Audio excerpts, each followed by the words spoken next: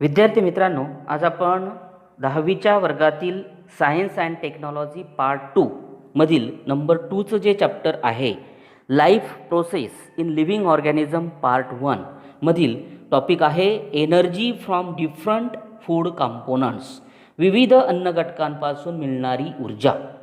आपण गरजेपेक्षा जास्त खाल्लेले कार्बोदक पदार्थ शरीरामध्ये यकृत आणि स्नायूंमध्ये एक प्रकारे ग्लायकोजनच्या स्वरूपामध्ये साठवले जातात हे आपल्याला माहिती आहे. मग ही प्रथिनं कशी मिळतात, ती कशी तयार होत असतात ते आपल्याला पाहायचं आहे. की proteins are the micromolecules form by bonding together many amino acids. Amino आम्लांचे अनेक रेणू एकमेकांना जोडून तयार झालेल्या महारेणूला प्रथिनं असं म्हणत असतात. तर प्राणीज पदार्थांपासून मिळणाऱ्या प्रथिनांना सुरुवातीला आपण proteins of animals origin called as first class of proteins, त्याला आपण प्रथिनांचा फर्स्ट क्लास प्रथिन असं म्हणत असतो. तर प्रथिनांपासून सुद्धा प्रति gram 4 kilo calorie energy per gram of protein, प्रथिनांपासून सुद्धा प्रति ग्रॅम 4 किलो कॅलरी एवढी ऊर्जा आपल्याला मिळत असते. प्रथिनांचे पचन झाल्यानंतर अमिनो आम्ले तयार होतात.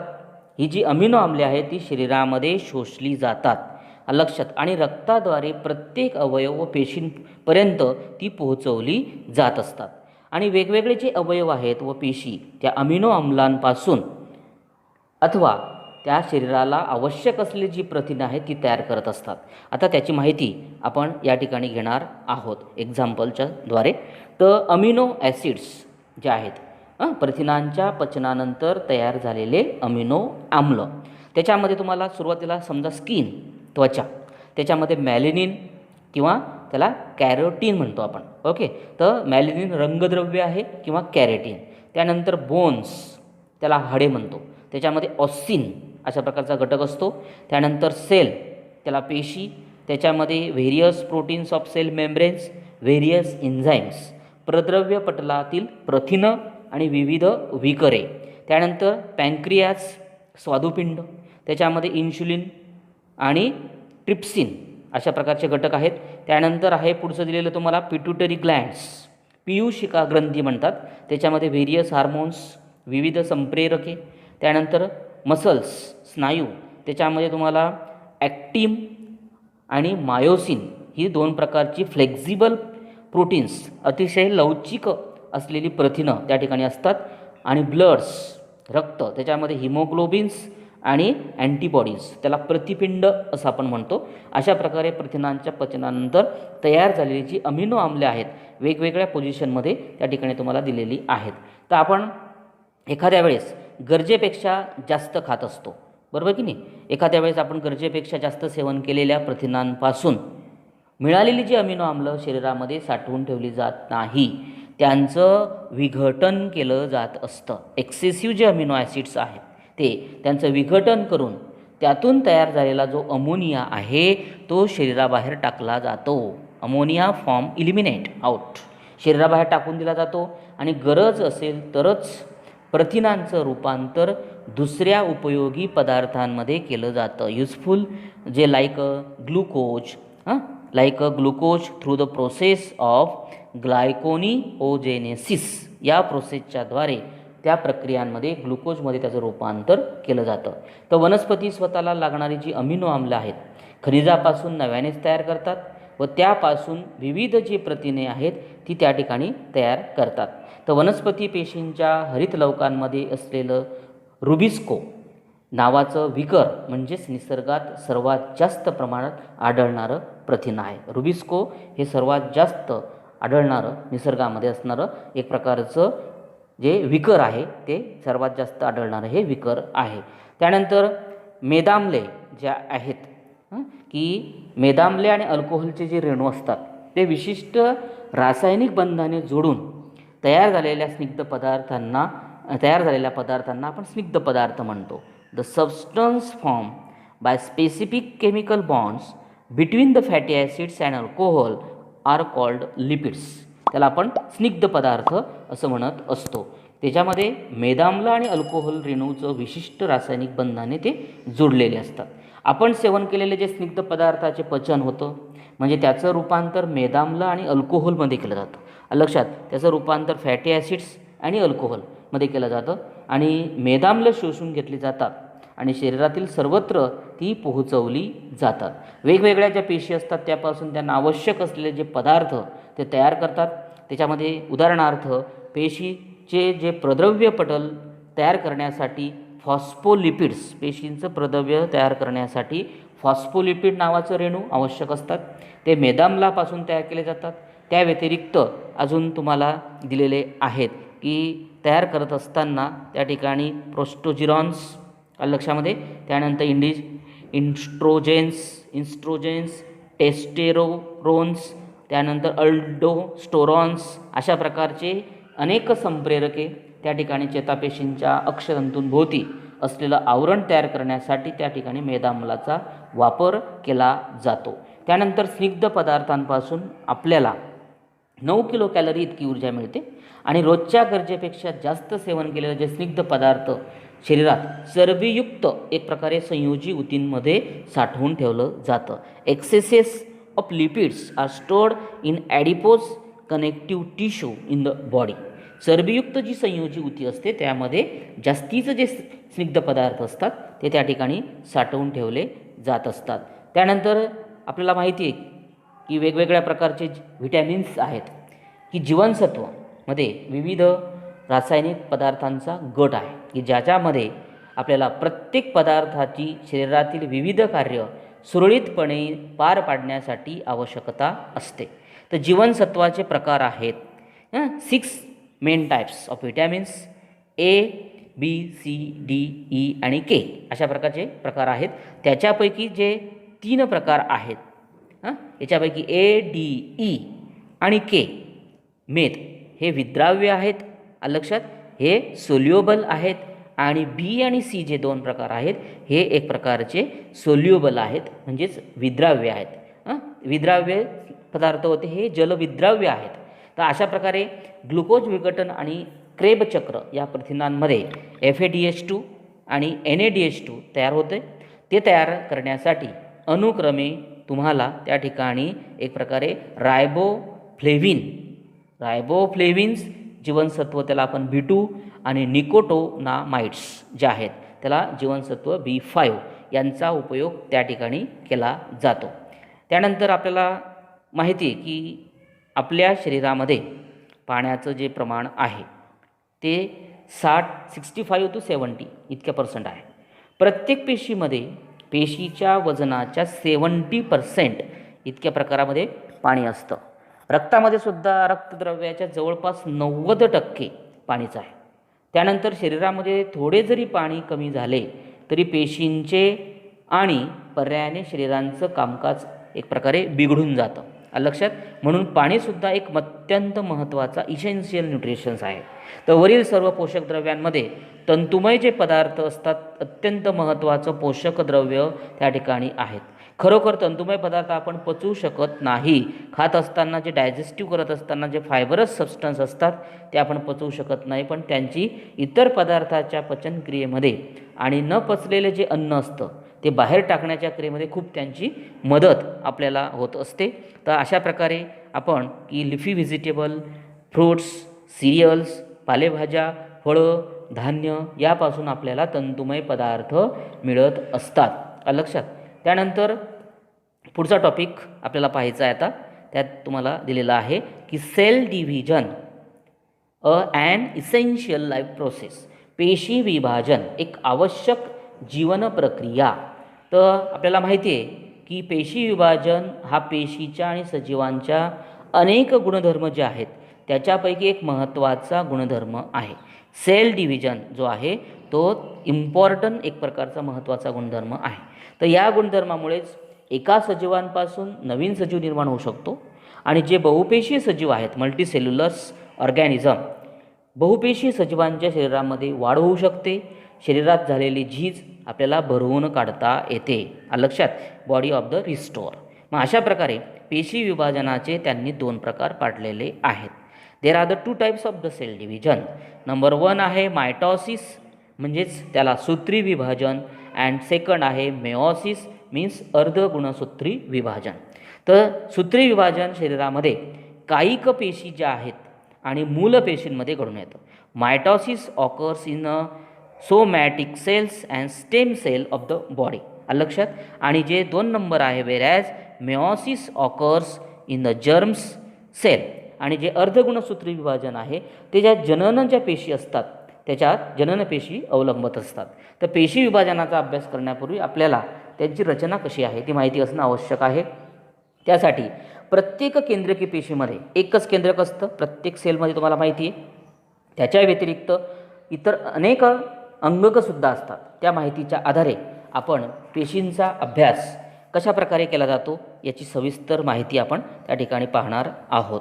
तर याच्यामध्ये तुम्हाला आपण कोणत्याही प्रकारच्या पेशी विभाजनापूर्वी तिच्या केंद्रकामध्ये असलेल्या गुणसूत्रांच्या ज्या संख्या आहेत त्या एक प्रकारे त्याला आपण द्विगुणित दुप्पट करत असते. म्हणजे जर गुणसूत्रांची संख्या जर समजा 2n असेल तर ती 4n इतक्या प्रकारे झालेली असते. ओके. अशा प्रकारे तुम्हाला गुणसूत्रांची संख्या ही दुप्पट त्या ठिकाणी झालेली असते. तर 2n अवस्थेमध्ये प्रत्येक प्रकारच्या गुणसूत्रांची एक जोडी त्या ठिकाणी असते. म्हणजेच n अवस्थेमध्ये मात्र प्रत्येक प्रकारचं एकच गुणसूत्र असतं आणि त्याचा आकार त्या ठिकाणी तुम्हाला शेजारी दिलेल्या अशा प्रकारे त्या ठिकाणी दिसतो. बरोबर. त्यानंतर पुढचं आपल्याला या ठिकाणी पाहायचं आहे की एकेकाचा सविस्तर स्टडी आपण करणार आहोत. त्याच्यातला पहिला प्रकार आपण पाहणार आहोत मायटॉसिस. त्याला आपण सूत्री पेशी विभाजन असं म्हणतो. त्याच्यामध्ये सूत्री पेशी विभाजन जे आहे somatic cell and stem cell divide by the mitosis. तर कायपेशी आणि मूलपेशी या सूत्री विभाजनाने विभाजित होतात. सूत्री विभाजन मुख्य 2 टप्प्यांमध्ये पूर्ण होतं. लक्षात. Components through the 2 main step पूर्ण होत असतं. ते 2 टप्पे म्हणजेच त्या ठिकाणी तुम्हाला दिले की कॅरिनोकायनेसिस न्यूक्लिअर डिव्हिजन आणि सायटोकायनेसिस. लक्षात. अशा प्रकारे प्रकल विभाजन किंवा त्याला केंद्रकाचे विभाजन असं म्हणतात. आणि दुसरं जो आहे त्याला परिकल विभाजन किंवा जीवद्रव्यांचं सायटोकायनेसिस म्हणजे परिकल विभाजन किंवा जीवद्रव्यांचं विभाजन. अशा प्रकारे याच्यामध्ये जो कॅरिनोकायनेसिस कंप्लीट थ्रू द 4 स्टेप. आता परत त्या प्रकल विभाजनाच्या 4 पायऱ्या त्या ठिकाणी आपल्याला दिसतात. तर त्याच्यातली पहिली पायरी जी आपण पाहणार आहोत ती आहे प्रोफेज. ओके. त्याला आपण पूर्वावस्था असं म्हणणार आहोत. प्रकल विभाजनाची पहिली पायरी प्रोफेज. तर प्रकल विभाजनाच्या या पूर्व अवस्थेमध्ये मूलतः अत्यंत नाजूक थ्रेड लाईक्स क्रोमोझोम अत्यंत नाजूक धाग्यासारखे असलेल्या प्रत्येक गुणसूत्राचे एक प्रकारचं वलीभवन होतं. त्यामुळे ते आखूड व जाड होऊन त्याच्या गुणसूत्र जोडीसहित दृश्य व्हायला सुरुवात होते. त्यानंतर तारा सेंट्रॉइड्स म्हणतो आपण त्याला. तारा केंद्र द्विगुणित होतं व प्रत्येक जो तारा आहे लक्षात प्रत्येक तारा केंद्र पेशीच्या विरुद्ध ध्रुवांना त्या ठिकाणी जात असतं आणि केंद्रकावरण आणि केंद्रिका नाहीसे व्हायला सुरुवात त्या ठिकाणी होते. Nucleus membrane and nucleus start to disappear. Okay. अशा प्रकारे ही पहिली फेज झाली. नंबर 2 दिलेला आहे त्या ठिकाणी मेटाफेज. त्याला आपण मध्यावस्था असं म्हणत असतो. तर मध्यावस्थेमध्ये केंद्रकावरण पूर्णपणे नाहीसं होऊन जातं. Nuclear membrane completely by disappear. Okay. या अवस्थेमध्ये पूर्णपणे ते नाहीसं होतं. सूत्र आणि सगळ्या प्रकारचे जे गुणसूत्रांचं घनीभरण होतं लक्षात त्याच्यामध्ये complete condensation and become early clearly visible along with their sister chromatids. तर सर्व गुणसूत्रांचं घनीभरण पूर्ण होऊन प्रत्येक गुणसूत्र त्यांच्या अर्धगुणसूत्र जोडीसहित स्पष्टपणे दिसतात आणि सर्व गुणसूत्रे पेशींच्या विषवृत्तीय प्रतलाला समांतर अवस्थेमध्ये एक प्रकारे संरक्षित असतात आणि दोन्ही तारा केंद्र आणि प्रत्येक गुणसूत्रांचा जो गुणसूत्र बिंदू आहे त्याला आपण सेंट्रोमियर्स असं म्हणत असतो. या दरम्यान विशिष्ट अशा लवचिक प्रथिनांचे जे धागे आहेत स्पिंडल टाइप्स लक्षात ते एक प्रकारे त्या ठिकाणी तयार होताना तुम्हाला दिसतील. अशा प्रकारचा हा नंबर 2ची फेज होती. आता नंबर 3ची फेज आहे त्या ठिकाणी ॲनाफेज. त्याला आपण फच्छावस्था असं म्हणत असतो.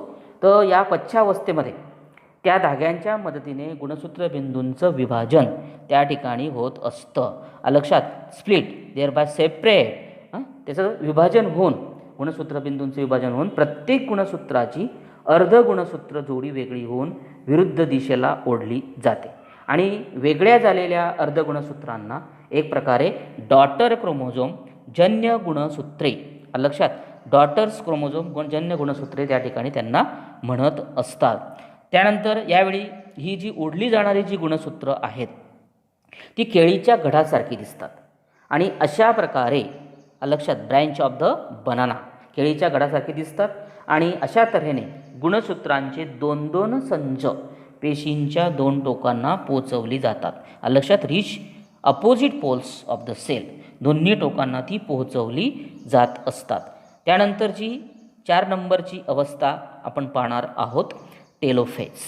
त्याला अंत्या अवस्था असं म्हणतात. लक्षात ठेवा, प्रकल विभाजनाच्या अवस्था पाहतोय आपण. तर टेलोफेज अंत्य अवस्था, की आता ही शेवटची अवस्था आहे की अंत्यावस्थेमध्ये पेशींच्या दोन्ही टोकांना पोहोचलेली जी गुणसूत्र आहेत ती उलगडतात, अनफोल्ड होतात. लक्षात, opposite pole not start to the becomes thread likes and thin and invisible, आणि उलगडत असताना त्यामुळे ती पुन्हा नाजूक धाग्यासारखी पातळ होऊन दिसेनाशी होतात, इनव्हिजिबल होतात. आणि दोन्ही टोकांना पोहोचलेल्या गुणसूत्रांच्या संचाभोवती काय तयार होत असतं, केंद्रक जे आहे, रिच न्यूक्लिअर मेम्ब्रेन्स आज फॉर्म, एक प्रकारचं केंद्रकावरण त्या ठिकाणी तयार होतं. आणि अशा तऱ्हेने एका पेशीमध्ये 2 जन्य केंद्र जे आहेत, डॉटर सेल्स जे आहेत, 2 daughter cell nuclei are form in a cell. त्याच्यामध्ये अशा प्रकारे एका पेशीमध्ये 2 जन्य केंद्रके तयार होतात आणि जन्य केंद्रकांमध्ये केंद्रकीसुद्धा, लक्षात, त्या ठिकाणी न्यूक्लियस केंद्रकीसुद्धा दिसू लागते आणि तुर्कपणे पूर्णपणे ती नाहीसी होतात. स्पिंडल फायबर कम्प्लिटली डिसॲपियर, पूर्णपणे ती त्या ठिकाणी नाहीशी होत असतात.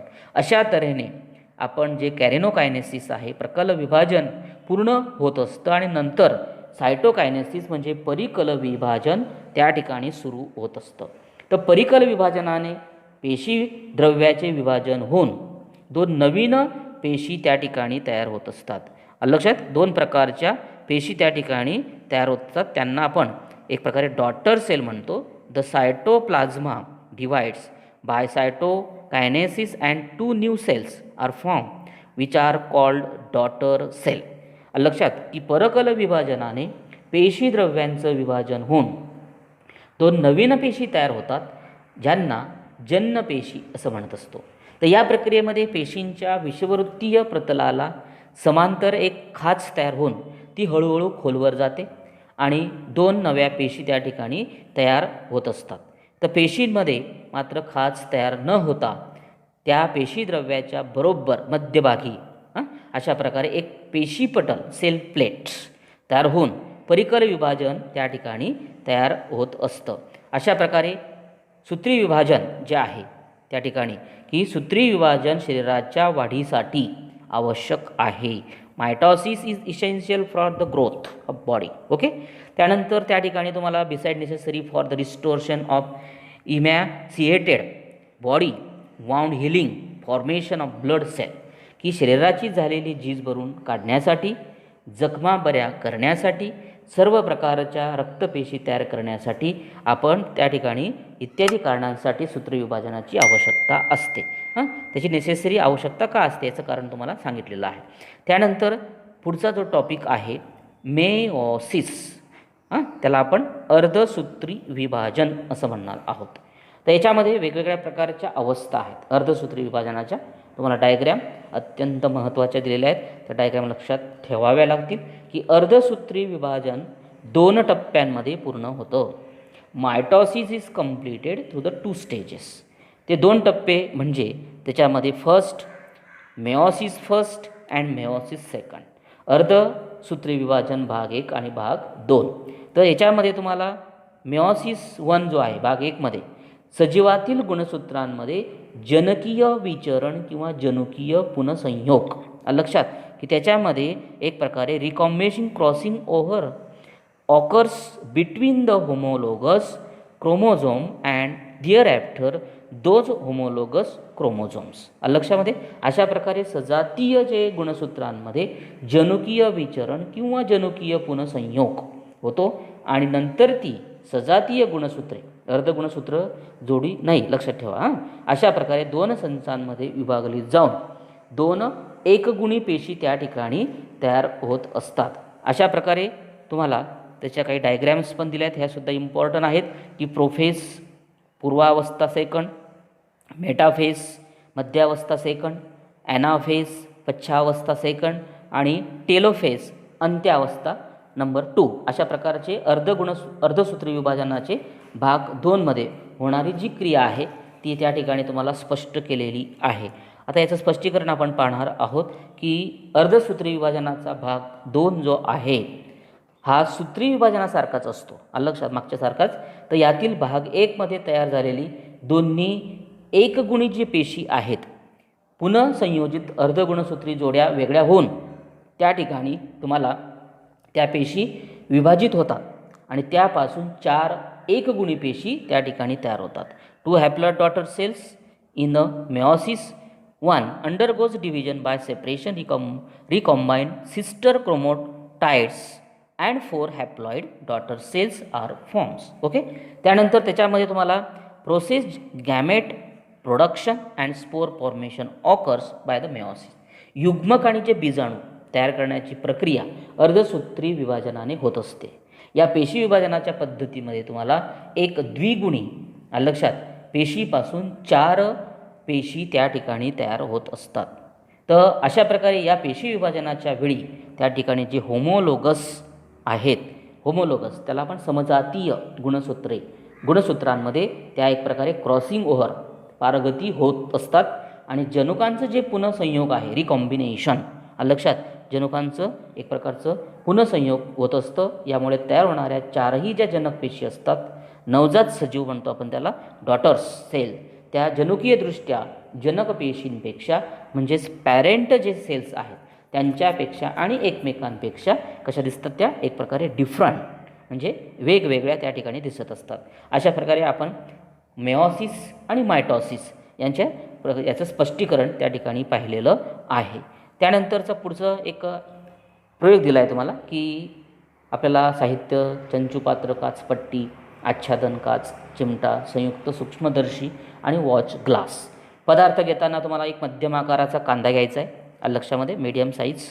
त्यानंतर आयोडीन द्रावण घ्यायचं आहे. आता एक मध्यम आकाराचा कांदा घेतला आणि पाणी भरलेलं एक चंचुपात्र अशा प्रकारे घेतल्यानंतर त्या चंचुपात्रात कांदा असा ठेवायचा की त्याचा जो मुळं असतात ते मुळं पाण्याला स्पर्श करेल. चंचुपात्रात पाणी घेतलेलं आहे आपण आणि 4 ते 5 दिवसानंतर कांद्यांच्या मुळांचं निरीक्षण करायचं.